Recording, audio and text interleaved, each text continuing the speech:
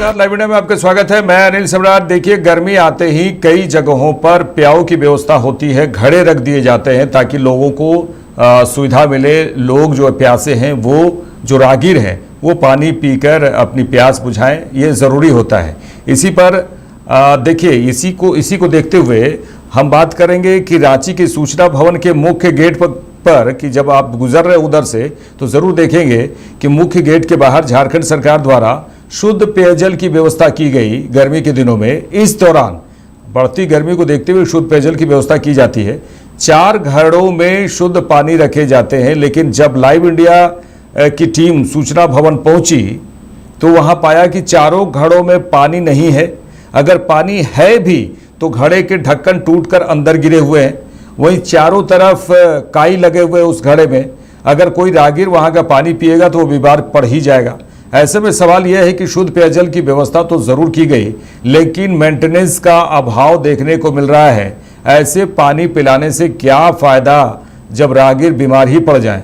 इसी को लेकर देखिए, रांची के सूचना भवन के बाहर का जो जायजा लिया है, किस तरह से वहां पर घड़े रखे गए और घड़े का देखभाल भी कोई नहीं कर रहा है। इस पूरे मामले का जो है जायजा लिया है हमारे संवाददाता अंकुर सिन्हा ने।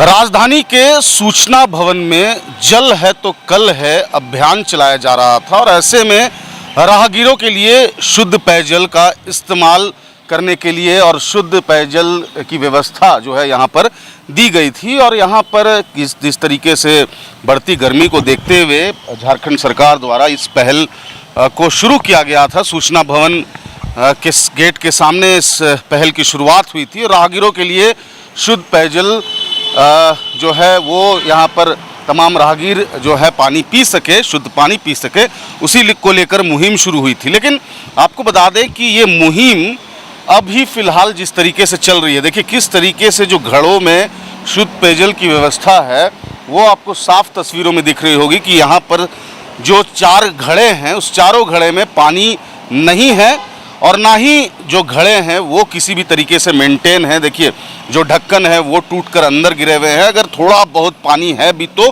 उसके अंदर टूटा हुआ ढक्कन है। ये तमाम जो 4 घड़े हैं उसमें पानी बिल्कुल नहीं है। अगर बात करें घड़े के नल की तो नल तक टूटा हुआ है।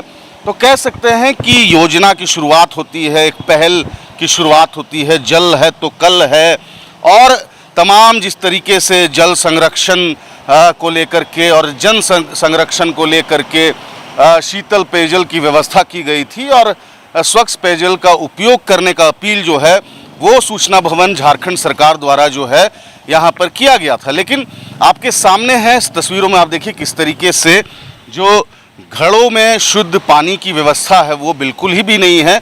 तमाम घड़े खाली हैं और घड़े अगर में थोड़ा बहुत पानी है भी तो उसमें टूटे हुए ढक्कन अंदर गिरे हुए हैं। अब सवाल ये उठता है कि जो राहगीर हैं, चूँकि ये सूचना भवन है, मुख्यमंत्री का आवास ठीक सामने है, यहाँ से कई लोग गुजरते हैं। राहगीरों की बात करें, लोगों की बात करें कि यहाँ से लोग जो हैं वो मोराबादी का भी इलाका कनेक्ट होता है। तो कह सकते हैं कुल मिलाकर अगर लोगों को प्यास लगे तो यहाँ पर इसकी व्यवस्था की गई थी। लेकिन कहीं ना कहीं हम जब आए यहाँ पर और देखा, यहाँ का तस्वीर भी बिल्कुल अलग था। किस तरीके से यहाँ पर राहगीरों के लिए व्यवस्था तो ज़रूर की गई है, लेकिन कहीं ना कहीं शुद्ध पेयजल तो दूर की बात है। अगर स्वच्छता की बात करें तो देखिए यहाँ पर काई लग गए हैं। देखिए किस तरीके से घड़ों में काई लग गए हैं, ये जो टेबल है यहाँ काई लग गए हैं। तो गंदगी के साथ साथ अशुद्ध कह सकते हैं, शुद्ध तो बिल्कुल भी नहीं है, अशुद्ध है पूरा यहाँ पर। और तमाम जो कह सकते हैं कि सूचना भवन इतना बड़ा कार्यालय है झारखंड का और ऐसे में जिस तरीके से इसका मेंटेनेंस होना चाहिए था, लोगों के लिए यहाँ पर शुद्ध पेयजल की व्यवस्था की गई थी, लेकिन कहीं ना कहीं कह सकते हैं कि मेंटेनेंस का अभाव है।